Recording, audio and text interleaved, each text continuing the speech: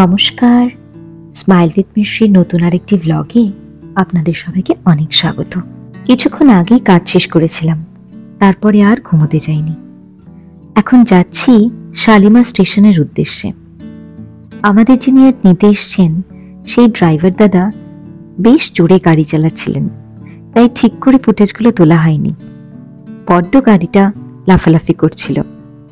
আর সকালবেলা নীল আকাশ, পুজো আসছে, তুলোগুলো ভাসছে, আর তার মধ্যে দ্বিতীয় হুগলি সেতু, তার উপর দিয়ে যাওয়া কি যে আনন্দ, সেটা আমি শব্দে প্রকাশ করতে পারবো না। যারা যারা এই অভিজ্ঞতা আগেও করেছেন তারা আমাকে কমেন্টে নিশ্চয়ই জানাবেন যে এইরকম একটা সকালবেলার রাইড আপনাদের সবার কেমন লাগে। আমার তো বেশ লাগে। সকালবেলা ঘুরতে যাওয়ার মজাই একটা আলাদা, তাই না? আচ্ছা, এই যে বিল্ডিংটা আসছে, এটা কি কারোর চেনা চেনা মনে হচ্ছে? যদি জানা থাকে আমাকে কমেন্টে নিশ্চয়ই জানাবেন। আমরা পৌঁছে গেছি শালিমা স্টেশনের কাছে। একজনকে আনতে যাচ্ছি, এক বিশেষ অতিথি আমাদের সাথেই থাকবেন এরপর থেকে। কিন্তু রাস্তাটা মোটামুটি ভালোই ছিল এতক্ষণ, কিন্তু যেই স্টেশনের কাছাকাছি এসে পৌঁছালাম রাস্তাটা বেশ খারাপ। এসে পড়েছি শালিমা স্টেশন। এখন ওয়েট করতে হবে, কারণ অনেক আগেই আমরা এসে পৌঁছেছি। এসে জানলাম ট্রেনটি লেট আছে, তো দেখা যাক কতক্ষণ ওয়েট করতে হয়।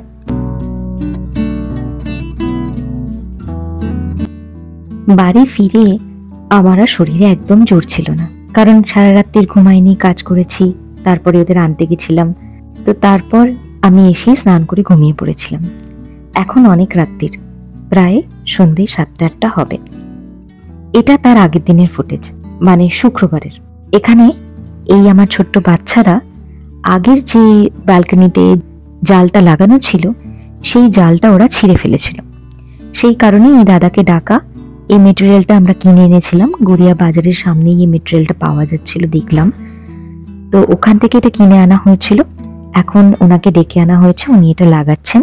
আর দেখুন ওরা এখানে কিরকম ভাবে দুষ্টুমি করছে।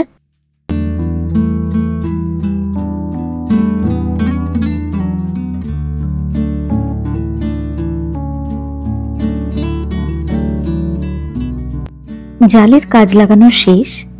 এই জালটা না প্লাস্টিকের মেটেরিয়ালের, তো আমার মনে হয় না যে ওরা এবারে নখ দিয়ে আছড়ে এটাকে ছিঁড়ে ফেলতে পারবে। আগের যে জালটা ছিল সেটা খুবই পাতলা ছিল আর খুব সফট মেটেরিয়াল ছিল, সেই কারণে ওদের ছিঁড়ে ফেলাটা খুব সহজ হয়ে গেছিল।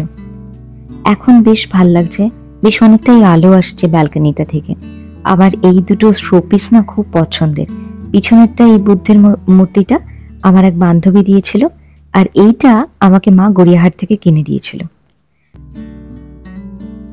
দুপুরবেলা স্নানের পরে আমি চলে এসেছি ছাদে। বেশ সুন্দর রোদ এসছে এখন। আর কোনোদিনও তো আপনাদের ছাদটা ভালো করে ঘুরিয়ে দেখা হয় না। ছাদটার এই দিকটাতে বেশ ভালো রোদ আসে। চলুন আজকে যাই, ছাদটা দেখিয়ে আসি। কেন এই ছাদটা আমার খুব প্রিয়। দেখছেন এই নীল আকাশ আর তার মধ্যে সাদা তুলো, খুব সুন্দর রোদ আসে এখানটায় বিকেলবেলা এই 3:30-4টে নাগাদ। আর তার সাথে আসে এক ঝাঁক পাখি।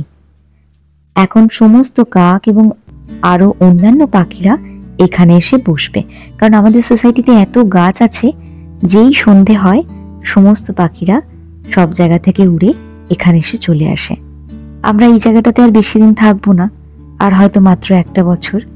জানি না, এরপরে হয়তো এই জায়গাটাকে খুব মিস করব।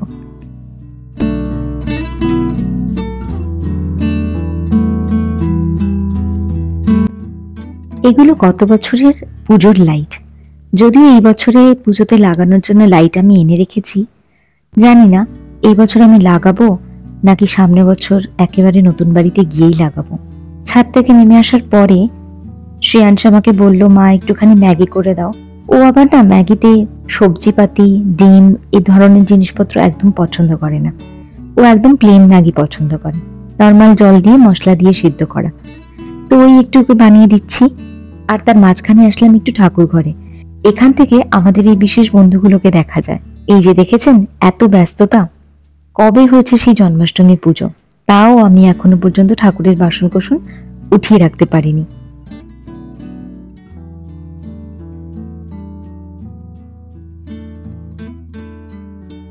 রাত হয়ে গেছে, আমরা এখন বেরিয়েছিলাম একটুখানি ওয়াক করতে। এমনিতে খুব একটা যে বেরোনো হয় আজকাল রাত্রিবেলা সেরকম নয়, কিন্তু এখন যাকে আমরা বাড়িতে নিয়ে এসেছি তাকে নিয়ে প্রত্যেকদিন রাত্রিবেলা বেরোতে হয়। আর যেহেতু ইদানিং আমি বাড়ি থেকে কাজ করছিলাম, তাই শ্রেয়াংশকে নিয়ে এই কদিন প্রায়ই আমরা এসেছিলাম রাত্রিবেলা একটু হাঁটতে। যখনই হাঁটতে আসি তখনই একবার করে মন্দিরটা ঘুরে যাই। রাতের দিকে মন্দিরটা একটু ফাঁকা থাকে তো বেশ ভাল লাগে। ও আপনাদের বলিনি না কাকে আমরা আনতে গেছিলাম? এই যে ইনি হলেন চিনি। চিনিকে আমরা আনতে গেছিলাম হায়দ্রাবাদ থেকে। আমাদের এক বন্ধু ও হায়দ্রাবাদ থেকে চিনিকে নিয়ে এসছে। চিনিকে হায়দ্রাবাদে রাখাটা খুব অসুবিধা হচ্ছিল, কারণ ওকে রেস্কিউ করা হয়েছিল। ওর লোয়ার পোর্শনটা প্রচন্ড উইক।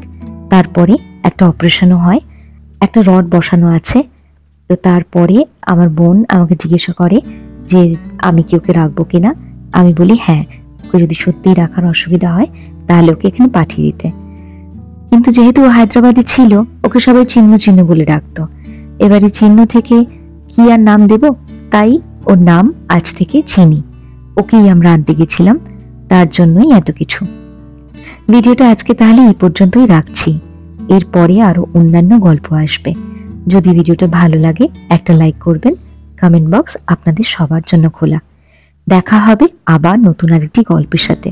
ততক্ষণ সবাই খুব ভালো থাকবেন, সাবধানে থাকবেন, সুস্থ থাকবেন।